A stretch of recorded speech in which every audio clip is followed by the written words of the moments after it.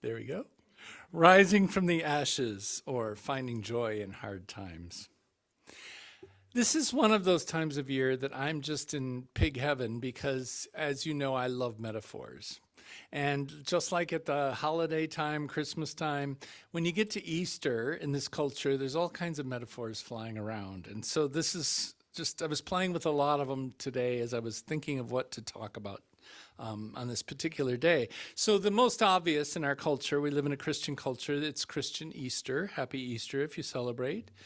It's the story of Jesus of Nazareth's death and resurrection, which is, of course, this metaphor that was describing a significant change in human thinking at the time. Because the whole metaphor of this weekend is that Jesus is killed and descends into hell or death or whatever word you want, and then rises from the dead, meaning conquering it. So it was a symbol, a metaphor for a changing thought of the old harsh legalistic ways to a more compassionate and love-based world. But then closely tied to that, at least in this century, is the Germanic Ostera, which was the celebration of the spring equinox. So that was a metaphor of a conquering of light overtaking darkness and a return to the growing season. And there are all these wonderful symbols that we know a lot about today, symbols of fertility like coloring eggs and bunnies and chicks and flowers and planting seeds. So in our world, those are mashed together, those two metaphors, but they actually started as separate. And then there's just this simple one of our reality of spring in Northeast Wisconsin. I hear it often mentioned that it's sort of Mother Nature's resurrection. Well, Mother Nature is another metaphor, but we use it so commonly we don't even think about it.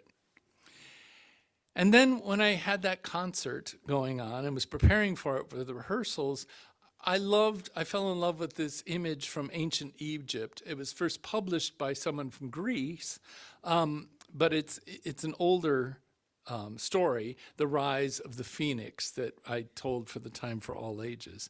And that's the one I chose to use today, something a little bit unusual for this particular Sunday. So the rise of the phoenix. Out of fire and destruction comes new life, stronger, more colorful, and more joyful. And so I thought that was an appropriate metaphor for finding joy in hard times. And then to make a little bit more of a 21st century interpretation of that, I'd like to refer back to the gathering words from Reverend Haley when she said, there is still so much good and beauty and joy, but it can be hard to keep telling this tale with all the news. Come in, all who teeter on this edge of cynicism, broken-hearted and trying to remember laughter and kindness, and the chance to be alive in these days when so much is at stake. So perhaps this blend of cynicism and anxiety that I'm having, and I hear you all mention when I say, how are you? That's usually a story that follows right after, okay. So it's all over the place. Maybe this rise of cynicism and anxiety is our version of the phoenix fire. And the task today is to try to give you some thoughts on how to find joy in all of this, because it's important to find joy. So after thinking about it and doing a little bit more research, I kind of fell into our Unitarian Universalist pattern. We're kind of this head and heart kind of people, very cerebral at times, and then very much people of the heart. It's sort of the Unitarian tradition and the Universalist tradition, if you will. And this message kind of split into that as well. So I renamed it Healthy Minds and Healthy Spirits. And as serendipity would have it, I'm part of Karen Schupe's monthly virtual meditation group that does the Healthy Minds app. And this month, what we were talking about fit perfectly in with what I wanted to talk about today. For those of you that aren't familiar with it, it's a combination of every unit is, I believe, 6 meditations, and they're like 4 meditations and 2 like teaching moments, if you will. And each one's like 5 minutes long. And you can repeat them over the whole month.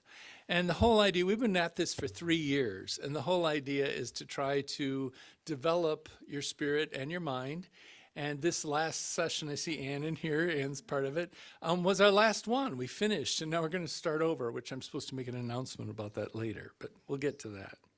So I just thought it was serendipity. This Healthy Minds app was founded and is run by two PhDs, and they're down in Madison. One is Dr. Richard Davidson. He's the founder and president, and he kind of goes by Richie.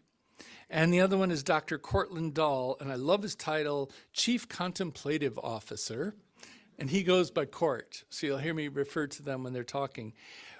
When I was listening to their first teaching moment this month, it just hit me. It's like, this is perfect, and it said so well, I'm just going to read it to you. So it was under Finding Meaning, the Big Picture. This is Court. We humans are a curious species, and we genuinely relish freaking ourselves out. It's no wonder all the news we hear makes it sound like the sky is falling. That is what we want to hear. How much time would you spend listening to a story about Sweden and Denmark really getting along these days? And what if a few politicians decided to have lunch together and find some new ways to collaborate? Would you tune in for that? No, you probably wouldn't. Or at least I wouldn't, he says. Many of us are addicted to the drama of it all. But is the sky really falling? Well, now that we live in the information age, we can actually check for ourselves. What does science say about the current state of the human species? So Richie. Some people like to imagine that the past was a golden age and now things are going from bad to worse. But most of the data actually suggests quite the opposite. Over the past few hundred years, life is so much better in so many ways. One obvious example is life expectancy. For most of human history, people lived an average of 30 years. In some parts of the world, we can now expect to live 80 or even longer. And as recently as a few hundred years ago, 90% of the population lived in extreme poverty. Now that's down to 10%, and in some countries, it's almost zero. Now that, and what about war? That must be getting worse, right? Well, no. It's actually getting better. Until quite recently, wars were more the norm than the exception. And the number of people exposed to war is nearly 20 times less today than it was in the middle of just the last century. Literacy is way up. The number of hours we work each week, at least on average, is way down. And we are much safer now in just about every way. We're living in the golden age, at least according to the data. But then he goes on to say, we can't simply dismiss problems and wish them away. If you are living in a world right now where you're facing disease or poverty or conflict in your life, those are very real. And we can't just wish them away. But then they go on to talk about the major problem with all of us, tied to our love of drama, is mental health. And I think we all know these statistics, but let me just repeat them quickly. Richie says we have near epidemic levels of distractibility with attention deficit disorders skyrocketing. We're more disconnected now more than ever. 3 out of 4 middle-aged people report feelings of moderate or extreme loneliness. And disorders like depression and anxiety are now some of the biggest health issues on the planet. Depression has increased in the US 33% in the last 3 years alone. Teens are hit the hardest, so the world is really hurting. We're not hurting in some of the same ways as our ancestors, but the challenges we face as a species are very real and very urgent. So I wrote, this is our fire of the phoenix, mental health. So of course the app goes on to say, stick with us, keep meditating, keep on going. There was examples of Court, who started doing this when he was in early 20s, I think, said that his friends noticed that he was meditating. He wasn't quite so anxious. He wasn't so quick to jump to anger, that kind of thing. So obviously it was promoting itself, but in a good way. So meditation helps lead to healthy minds, to stronger minds.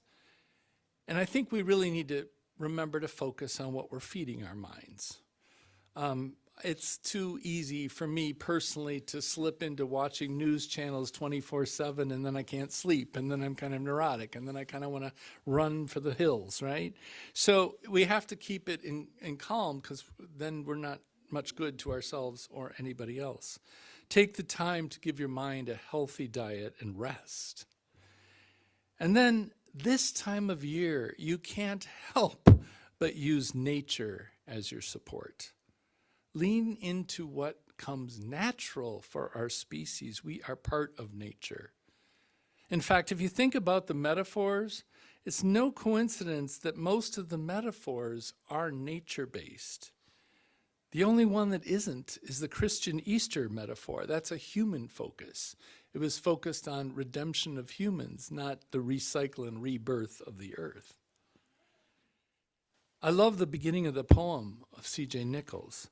A wonder of biology and stardust combines to form me.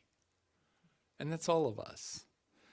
And we have to remember that. Improbable, yet here I am, trillions of cells with rhythm and life. And the rhythm and life is the same rhythm and life as the nature outside the door, the spring equinox, everything bursting forth.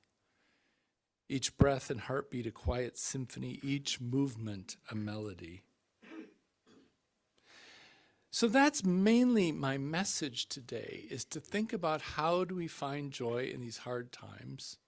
And we're all kind of heady people, so I think it starts with quieting our mind and focusing on what's right outside. And if you can't get outside, look out the window somewhere and just see the rebirth that's happening and become a part of it again and again and again. To me, this isn't just loving ourselves and intentionally practicing joy to help our mental health, but that's just the beginning. The story the phoenix told. He found new strength in the ashes, and the people noticed a new type of power arising among them as they found strength in sharing their burdens and working together. And the people noticed a new and more beautiful type of love arise between them as they realized they didn't need to heal and recover all on their own. They were stronger, more beautiful, more joyful than before. I think that's a great way, a great segue into the heart part of it, and the communities that we seek out, our fellowships in particular. We live in community, in fellowship with one another. And if you can find even a speck of joy in your day, please share it with each other. Those of you that are in the chalice circles this month, Reverend Scott Taylor wrote an introduction that I used, I think, in the first service a couple weeks ago. I'll read a little bit of it to you. Maybe joy is a beautiful and elegant contagion. Maybe we just have more control than we think. If we only share it, if we only notice that joy is not ours to keep, but ours to give. Maybe joy is a gift that opens us as much as we open to it. Maybe that's the way light leaks into our weary world. So my beloveds, this is my invitation for you this week, this next month. Take care of your mental health. Lean into the miracle of nature's rebirth all around us, and do it with one another. Share it with each other. Think of yourself as a catalyst for the joy of rebirth. As the author said, fall in love again with this intricate, beautiful world.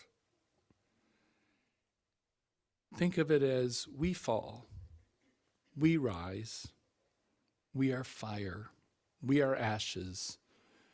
We become renewed in strength. We become renewed in joy. Said simply, we are Phoenix. Amen. have a moment of quiet reflection.